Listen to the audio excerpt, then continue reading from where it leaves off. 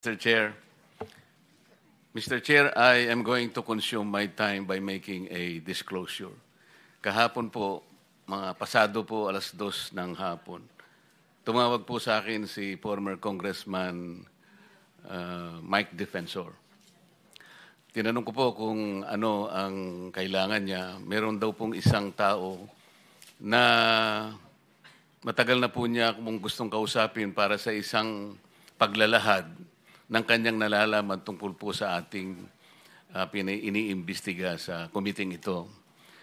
Sabi ko, madali ba yan kasi meron kaming session, mag-uumpisa yun ng alas 3. Sandali lang ito, sabi niya, kasi nandito lang naman kami rito sa may Golden China. Ito pong restaurant malapit sa atin. Mga 5 minuto lang po siguro mararating natin.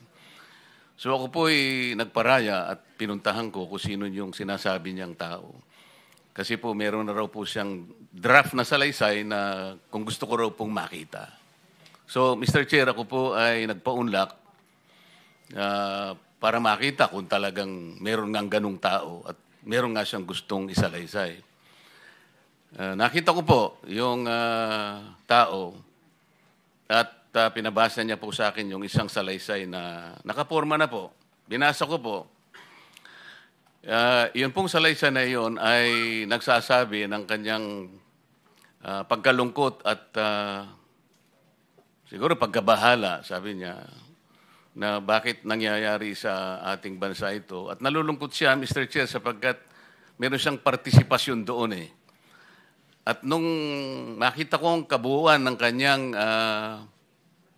salaysay, meron po siyang personal na kaalaman para ikonekta si Representative Saldico kay former Speaker Martin Romualdez.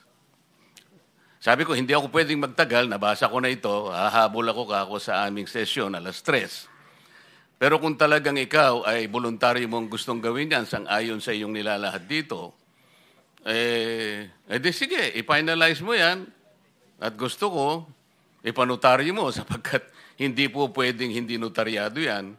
At kung buo ang loob mo at talagang yan ay matagal mo nang iniisip, pumunta ka ako bukas ng umaga sapagkat meron kaming pagdinig. Mr. Chair, nandito po yung tao at hawak ko po yung ilang piraso ng kanyang sinumpaang salaysay. Kung po pwede po sana natin siyang tawagin ngayon, para ngayon siya po ang mismo maglahad ng kanyang salaysay sa ating gitna. Okay, you may call him. Mr. Chair, I'm calling Mr. Orly Regala Gutesa para po humarap sa atin. Mr. Gutesa, kayo po ay umupo dito sa may gitna. Pakibigyan mo ng copy si Mr. Chair. Bigyan mo si Chair. Mr. President. Bigyan mo si Mr. President.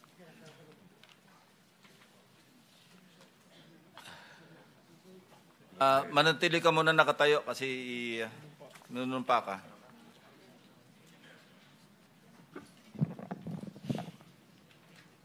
Raise your right hand. Yeah.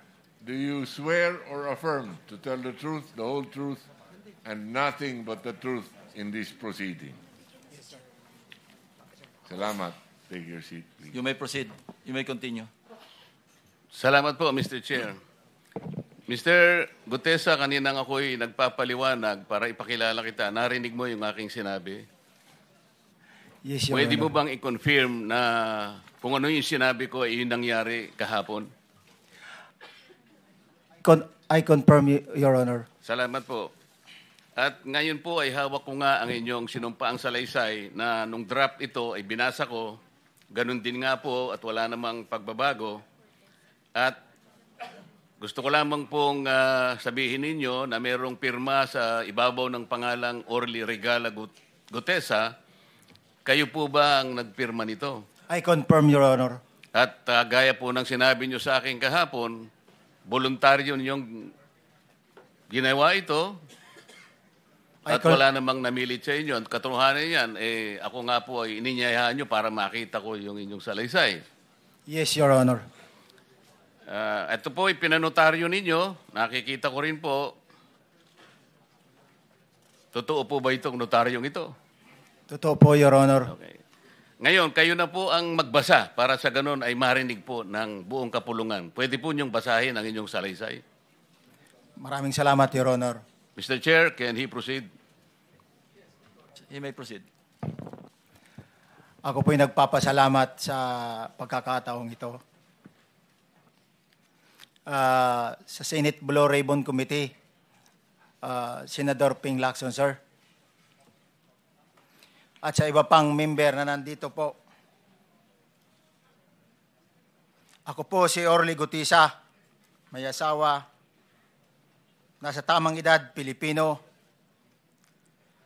Makatapos makapanumpa na ngayon sa umiiral na batas ay nagsasaad at naglalahad ng gaya ng mga sumusunod. Ako po ay lumabas upang magsalita sa isyu na ito. Bilang isang dating sundalo, inaalay ko ang aking buhay para sa ating bansa. Sa pagkakataong ito, nagdesisyon akong magsalita at maglabas dahil ayokong maging masama ang kinabukasan ng aking mga anak, apo ko sa darating na panahon.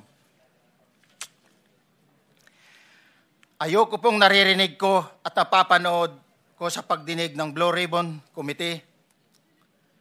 At ngayon ko po napagdugtong-dugtong yung naging partisipasyon ko po sa anomalya at korupsyon na ginawa at lumalabas sa hearing na ito.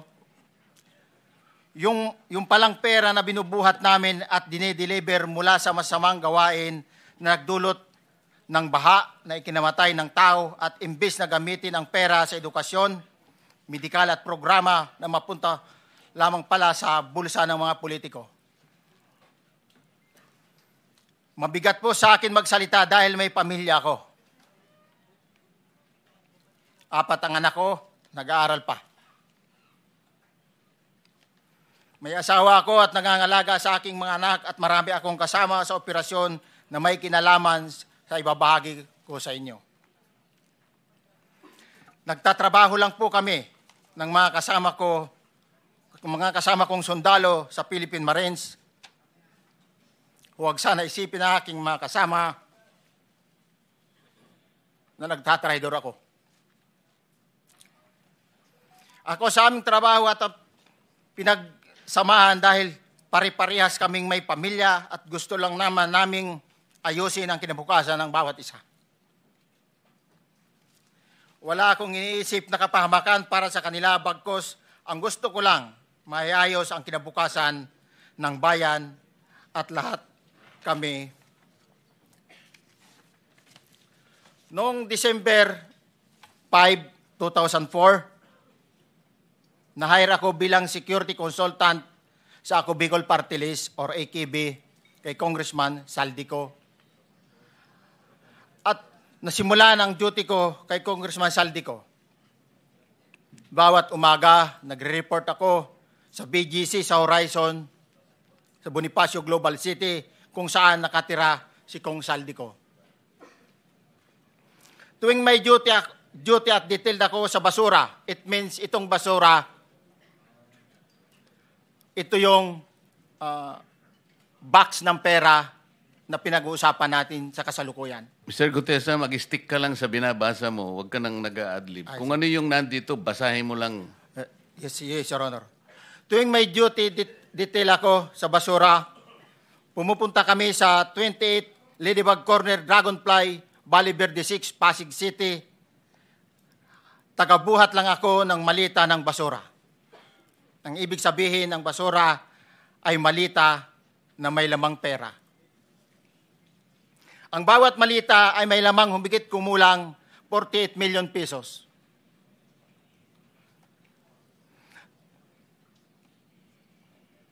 Ang bawat malita ay may post-it na nakadikit na nakasaad kung magkano ang laman ng bawat malita. Tuwing may duty detail sa basura, may pumupunta na tao na magdi-deliver ng basura at nire-receive ni John Paul Estrada at Mark Tiksay.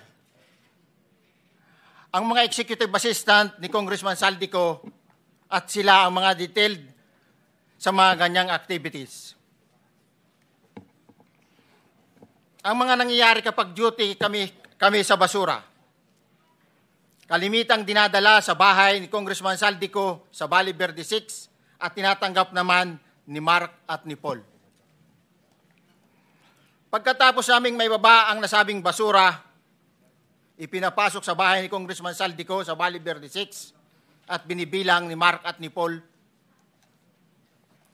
Alam ko na ang laman ng malita ay pera sapagkat nakita ko si Paul na binuksan ang malita at inilabas ang laman para bilangin.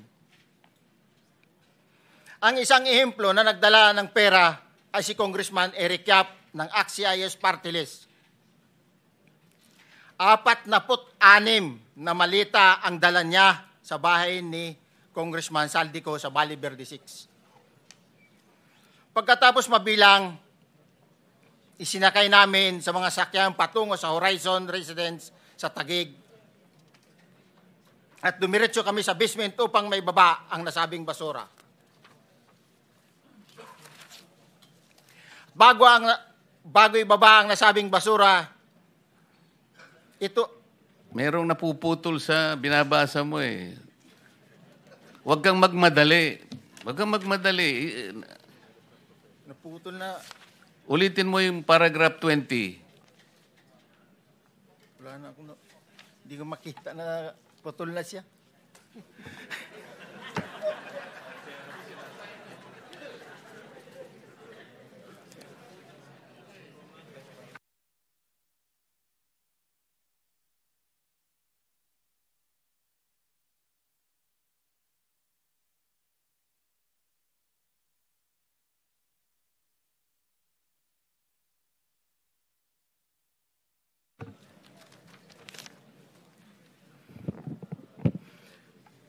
Pagkatapos, mabilang ang sinasakay namin sa mga sakyang patungo sa Horizon Residence, Taguig. Pagdating sa Horizon Residence, dumidiretso kami sa basement upang maibaba ang nasabing basura at dalhin sa unit ni Congressman Saldico sa 56th floor sa nasabing lugar kung saan siya nakatira. Bago ibaba ang nasabing basura, ito ay bawas na. Halimbawa, nag-akyat kami ng 46 na malita. Ibababa lamang namin ay 35 malita para i-deliver sa bahay ni House Speaker Martin Romualdez sa 42 McKinley Street, Taguig. Ang labing isang malita ay naiwan sa taas ng 56th floor sa Horizon Residence. Humigit kumulang 3 beses ako mismo ang nag-deliver ng basura sa bahay ni Congressman Saldico sa Horizon Residence at sa mga bahay ni Speaker Romualdez sa 42 McKinley Street, Taguig. Mas maraming pagkakataon na nagde-deliver kami ng basura sa bahay ni Speaker Romualdez at sa bahay ni Congressman Saldico dahil iba-iba kaming mga nakadetailed na close-in, backup at advance party na nagkakaroon ng rotation. Sa huli, ako po ay nagnanais na mapasailalim sa Witness Protection Program dahil alam ko po nanganganib ang buhay ko at ang aking pamilya sa ginawa kong paglalahad na ito. Sa katotohanan na ang lahat ay nilagdaan ko, ang salaysay na ito ay kusang loob at walang anumang pamimilit at bunsod lamang ng hangarin matulungan ang ating bansa. Ito po ay nilagdaan ko, Your Honor. Thank you, Orly. Before you proceed, meron lang ako papakitang litrato sa iyo. No? I-confirm mo, kasama na rin si Bryce, kung yan ba si Paul na binabanggit mo. I confirm, Your Honor. Yun nga po, Your Honor. Siya po. Okay, so, yeah, for the record, andito po yung litrato nung binabanggit na si Paul Empleyado nito.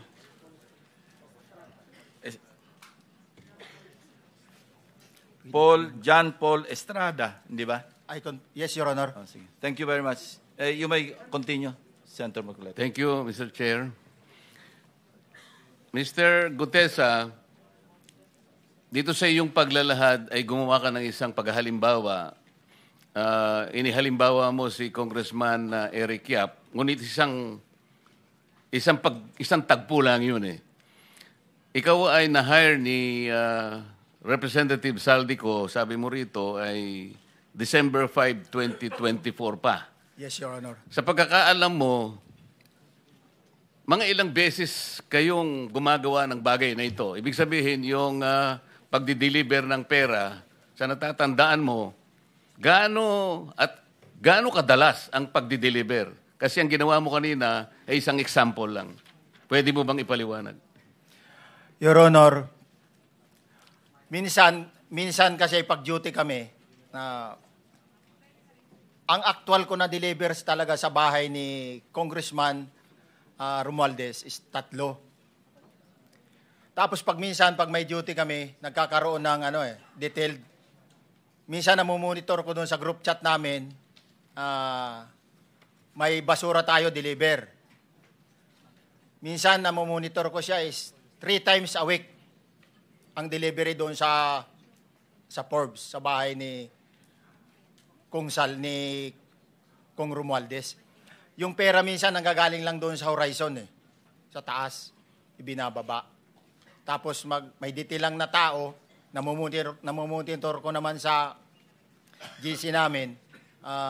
Kaya nalalaman ko yung movement ng tropa, kung ano yung sinasabing basura ng delivery.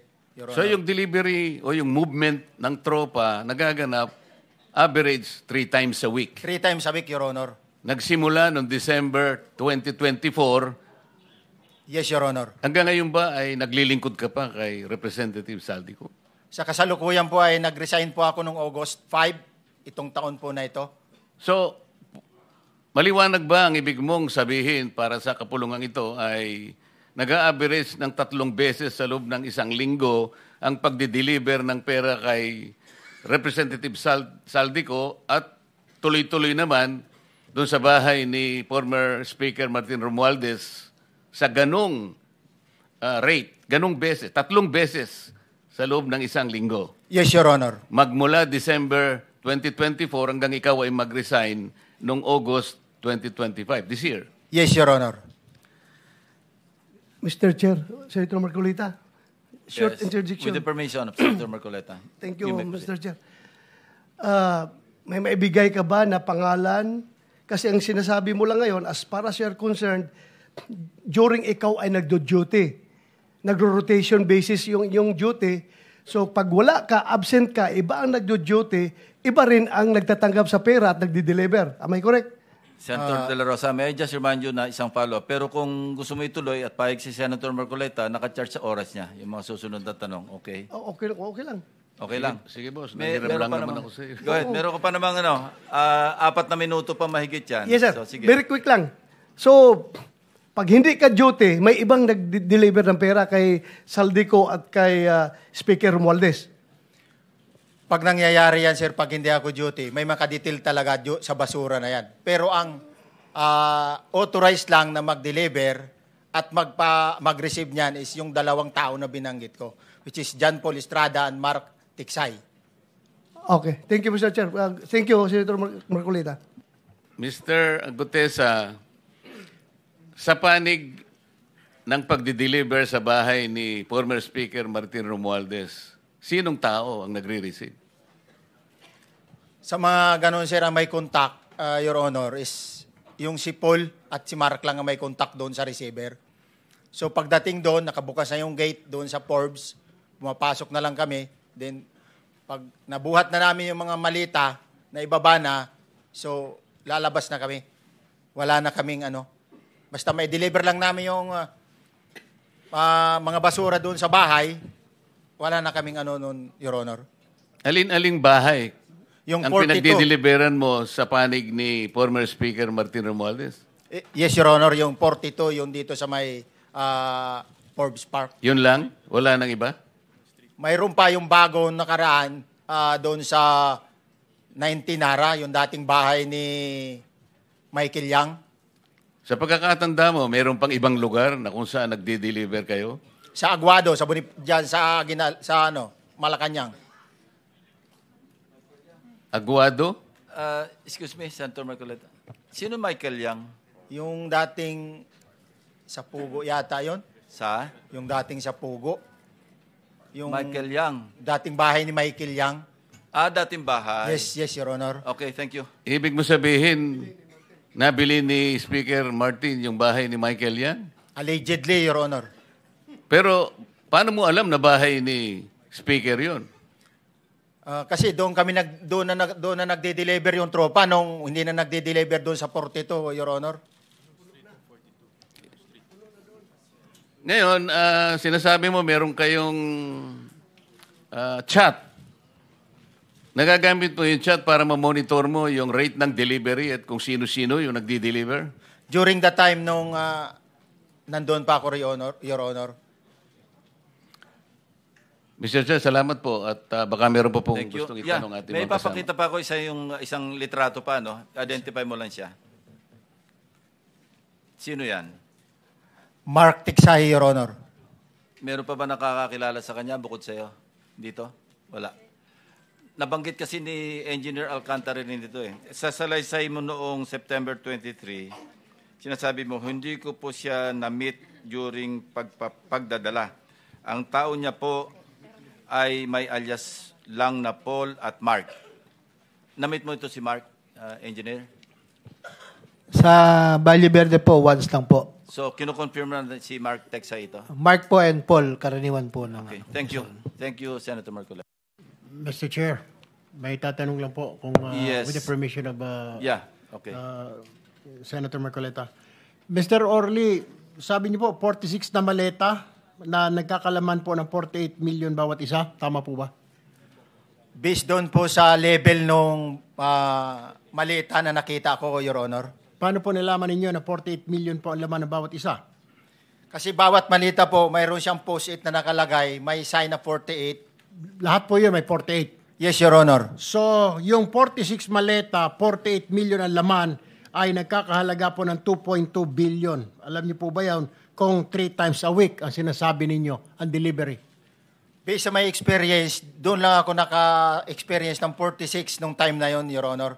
Hindi naman po every week or monthly ito. Yes, Your Honor. So at one point, yung 46 na maleta, 48 million ang laman, 46 times 48 million ay 2.2 billion. Excuse me, Senator Marcoleta, paubaya mo na sa kanya yung oras na naiwanan mo, now 1 minute. Isang tanong na lang.